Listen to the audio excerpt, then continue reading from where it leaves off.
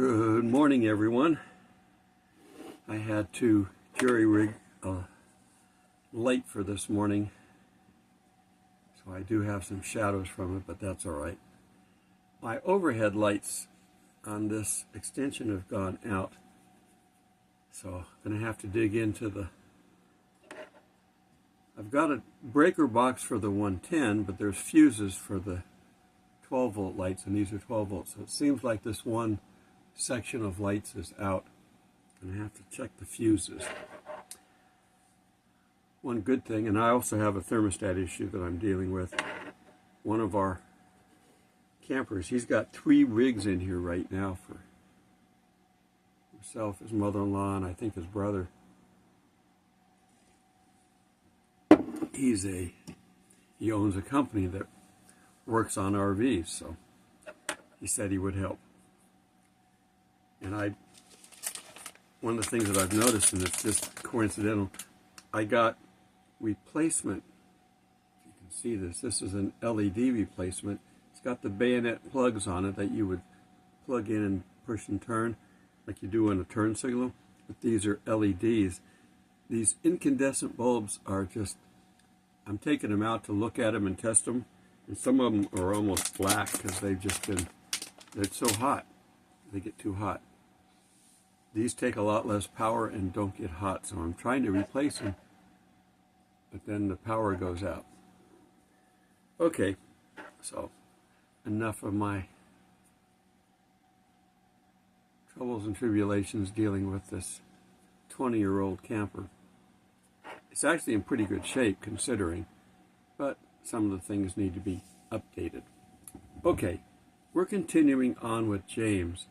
We're going to do this until we finish the book, and then I'm probably going to be jumping to some of Paul's letters. We're going to do that. We need to do education. I do commentary, but we also need to do education. I've opened up the windows because it's getting light outside now. It's still early. The kitty's out there watching the birds. There's crows out there. And yesterday we had, I get to see this at least 2 or 3 times a week. There's 2 eagles across the lake over here, and they come out, they swoop down on the lake, pluck out a fish, and take it over to the bank and eat it. And I don't know if they eat half of it and take the other half home. Because I don't know, I don't know how to tell which one's which. There's a male and female pair up in there, and there will be eventually nest sitting, and that's quite possible what's going on now. All right, getting back to James. We talked about him potentially being Jesus' brother. This is just through analysis. He says he's James, but James is a fairly common name. In fact, my oldest son is named James. My youngest that you've seen is Thomas. James is my prodigal son. I wish he would restore himself, come back. He lives up in the Chicago area on the lake now. But anyhow, pray for him and for my younger son and for me that we will continue to do what we are doing. Aftermath of the fire power's back on. Hopefully we won't have that happen again. That's what happens when you've got old trees. Problem we have in Georgia and probably East Coast is pine trees have the pine beetle. I know, I'm just wandering all over the place, aren't I? The pine beetle get in there and they eat the inside of the tree, and it kills the tree. Or as it's growing, it deforms the tree and it becomes weak. There's Kitty. I got Kitty. There you go. Say hello. Now say goodbye. You can't come up here if you're going to bite. You can't come up here if you're going to bite. No biting. No biting, Kitty. So you stay down there. Nope, nope, nope. You're trying to get me. So anyhow, they believe this to be the James. It didn't say specifically that it was, but it didn't say it wasn't. When something is stated that's obvious, sometimes you don't have to say the obvious with it, and that's what their conclusion is. The Apostle James was martyred early on, so he probably, unless he had it written, but there's stuff in here that's happened after that, so really couldn't be him. Anyhow, we're continuing on in James 2:19. I'm going to do this to help remind me. I have to edit this when I'm done, and that's why I put that in. If I make a mistake, if I say Perversion 3:7 and I meant to say Proverbs, I'll fix that in the text. I don't edit my videos. I don't cut and splice and oh, take one, let's do take two. I don't do that. What you see is what you get. But if I make a mistake in saying something when I read through it or preview it to edit it, I'll make the correction in the text. So always read the text. It's important. You believe that there is one God, James 2:19. You do well. Even the demons believe and tremble. So just believing in God or believing in Jesus is not going to cut it, because even the demons believe and tremble. But do you want to know, oh foolish man, that faith without works is dead? Paul has the opposite side of that. You want to put them together. They give you a clear picture of who God and Jesus are. 2:21, was not Abraham our father justified by works when he offered Isaac his son on the altar? He had faith, and God chose him for his faith. But then this is pre-Christians. They had to follow the Old Testament rules. So there were works combined with faith. The faith said you had to, believe in God and follow the rules. They had to sacrifice for their sin. So they would take something to the altar and sacrifice it, whether it be the temple, the tabernacle, or whatever. Those were works associated with faith. So they were tied together. You can't have one without the other. Now, you don't need works. The thief on the cross didn't have time to do anything. Faith in the belief in Jesus Christ as your Lord and Savior and the acceptance of his free will gift of dying on the cross for us, that will get you to heaven.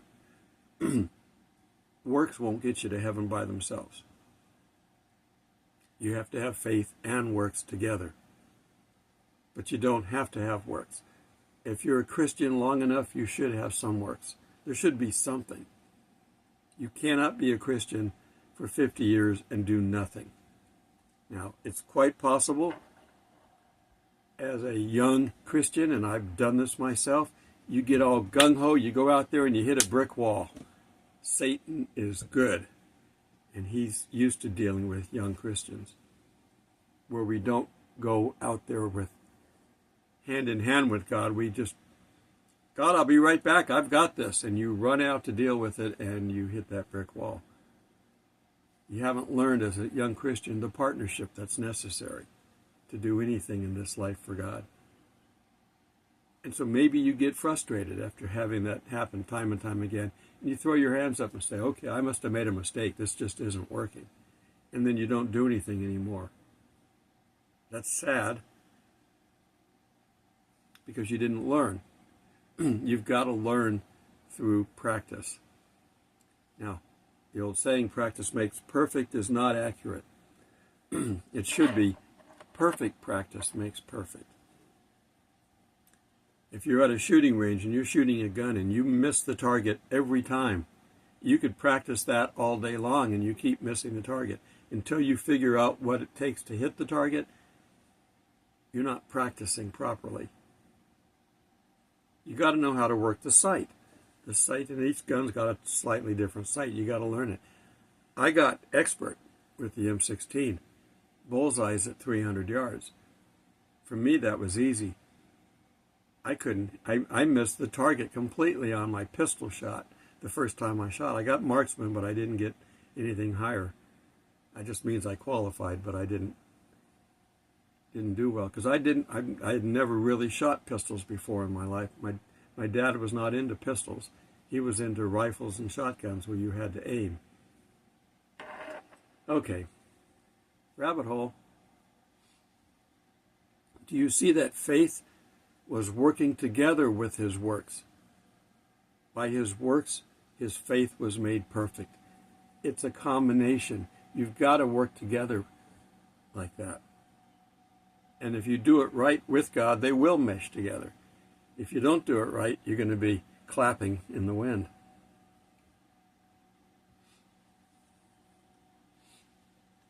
And the scripture was fulfilled which says, Abraham believed God, and it was accounted to him for righteousness. And he was called a friend of God. We should all want that as a minimum. You see then that a man is justified by works and not by faith only. Now, you've got it, like I said, back and forth between James and Paul. You don't need works, but you do need faith. Without faith, it's impossible to please God. So you do need faith. You don't need works.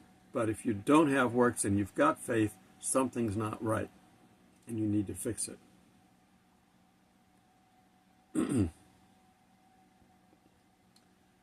So you see that a man is justified by works and not by faith only. Likewise, was not Rahab the harlot also justified by works when she received the messengers and sent them away another way? They were spying on the city, and a harlot hid the messengers and got them out of the city before they were discovered. Someone who believed and actually did something with that. For as the body without the spirit is dead, so faith without works is dead also. You need to be doing something. Now, you don't have to be. There are, we see that there are gifts, and you can be a prophet, you can be a teacher, you can be a preacher, you can be any number of things in the church. But you don't have to have a church role. There aren't enough churches in demand for church roles. There are plenty out there, but there's not enough for every human being, every Christian. You can just man on the street. That's all you got to do. Be loving and kind, and people thank you and want to know why you're so good, and you tell them it's because of Jesus. It's your opening. I like to watch John Barnett, and he talks about, whenever he's flying, people would say, well, what do you, if he sits next to somebody who's talkative, you say, what do you do? And John used to say, I'm a preacher. Silence. The rest of the flight, nobody would bother him. He wouldn't talk to anybody. Nobody would talk to him. But when he said he was a teacher of a biblical nature, I forget the exact wording he used, but basically he taught the Bible. They would listen to that, because then they'd have questions. Does the Bible really say this? Things like that, and it would open up a conversation. But a preacher, they don't want to be preached to. They want to be talked to. So just find the right niche. Okay, we're going to jump into James 3:1 now. My brethren, let not many of you become teachers. We just talked about that. Knowing that we shall receive a stricter judgment. I pray before I teach. I pray after I teach. I pray throughout the day when I'm going to plan on something to teach. Now, I'm reading out of the Bible. I can't go wrong reading out of the Bible. But I throw in my commentary. I have to be careful what I say. I'll tell you when something is controversial. I'll tell you when we think James wrote this letter, but we don't know for sure. So I'm not trying to mislead anybody. I want to make sure we get this right, because you have to learn from it, as I have learned from it. So that's what I'm doing, is I'm teaching by example, because I've already been through all the things that I'm teaching about. We all have. We've all struggled with every human problem that you can imagine. And some are still struggling. We just have to be patient. That's another subject. For we all stumble in many things. If anyone does not stumble in word, he is a perfect man, able also to bridle the whole body. Indeed, we put bits in the horses' mouths so that they may obey us, and we turn the whole body. They put this metal piece in, and there's straps coming off of it, and if you turn it, it pulls the head. If the head's going to the left, the horse is going to go to the left. Once the horse figures out that that's what those straps mean, he doesn't like you pulling. It hurts. But as soon as you just touch one side or the other, you don't even have to pull it on a smart horse. You realize what you want him to do. Turn left or turn right. Or raise up. Hi-ho silver. You young folks know what I was talking about then? Okay, so look also at ships. Although they are so large, they are driven by fierce winds and are turned by very small rudder wherever the pilot desires. If you look at the back, there's a rudder back there. Sometimes there's two. They just direct. Now, if you think about what's happening, if the ship is moving and you turn the rudder and the engines are off for some reason, the rudder will still kind of direct the ship. But if you put the rudder behind outboard of the engines, the propellers will then hit the rudders and direct that flow, which becomes like a thrust. You can do a thrust vector like we do with jets. So it will turn the boat if it's just moving forward by its own impetus or the wind's blowing. If you got a sailboat, you can use a rudder. The wind's blowing it. That's the power. But if you got a motor, you run the motor through the rudders. So you run the Spirit of God through the mouth. The mouth is the rudder. Even so, the tongue is a little member and boasts great things. See how great a forest a little fire kindles. We had a fire recently here. A mighty tree caused the fire as it fell across the power lines, and they shorted out on the ground underneath. See, one of the things that we learned from California, if you've got a stupid rule, Satan has lots of stupid rules, and he's got stupid people to follow him. Governor Newsom is an evil man working for the devil. He doesn't maybe realize he's working for the devil, but if you're not working for God, you're working for the devil. Plain and simple. God said you're either for me or against me. Working for the devil, they wouldn't let them pre-burn and just let all this stuff pile up, and eventually it turns into a tinderbox. We burnt the park. The park was safe, but we stopped when we got to those trees because we didn't. North of us, probably a half a mile or a mile north of us, are homes. We didn't want that part of the forest taking off and burning homes, so we stopped at that part. It has never been burned before, and it burned very quickly and very easily.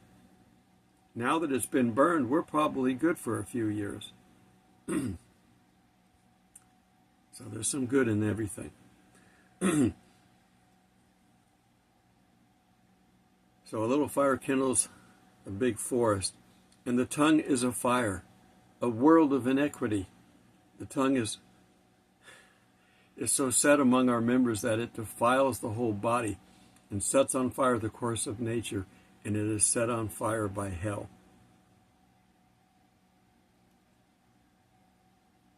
It's the expression, your tongue only weighs a few ounces, why can't you hold it? There are many times that we should just sit silent.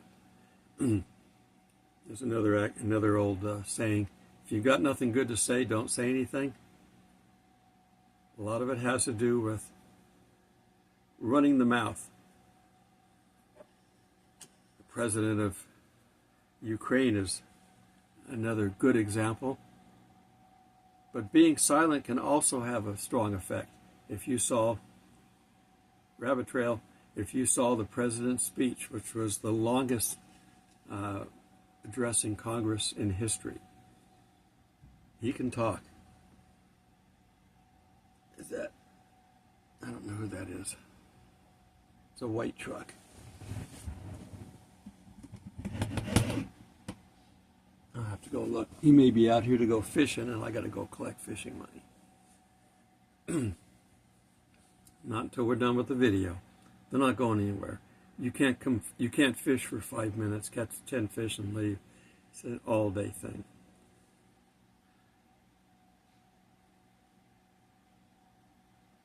So, where was I going? I don't remember where I was going now, so I guess we're not going to go down that rabbit trail. And I'm not going to rewind this and find out where I was at. Interruptions for a reason sometimes. James 3:7, for every kind of beast and bird, of reptile, or creature of the sea is tamed and has been tamed by mankind. Now, we haven't tamed every living thing, creature on the face of the earth, but we've tamed a representative of them. We've got horses, but there are wild horses. We've got dogs, but there are wild dogs. So, but we've tamed pretty much every animal. But no man can tame his tongue. It is an unruly evil full of deadly poison. We have to watch what we say. You can't take things back. What goes into a man doesn't defile him. It may make you sick, but it doesn't defile. What comes out can defile. Not everything we say is bad,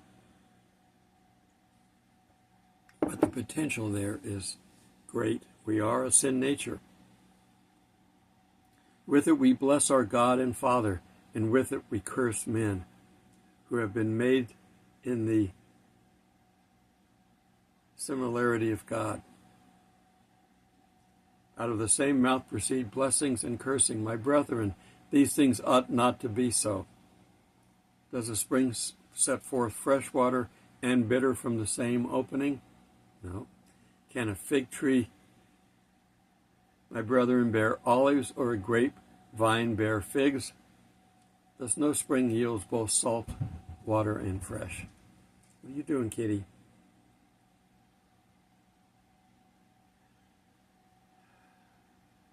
Okay, who is wise and understanding among you? Let him show good conduct, that his works are done in the meekness of wisdom. There's Kitty. I haven't opened that all the way because it lets too much light in. But since I've added I've got a light over here hanging because both lights in this direction are out. There's a fuse blown, sometimes rats get in and they eat the wires. I'm going to have to troubleshoot. But if you have bitter envy and self-seeking in your hearts, do not boast and lie against the truth. Talk to Congress. That's where I was going with that. They sat silent. They hate Trump and good so bad. They're working for the devil.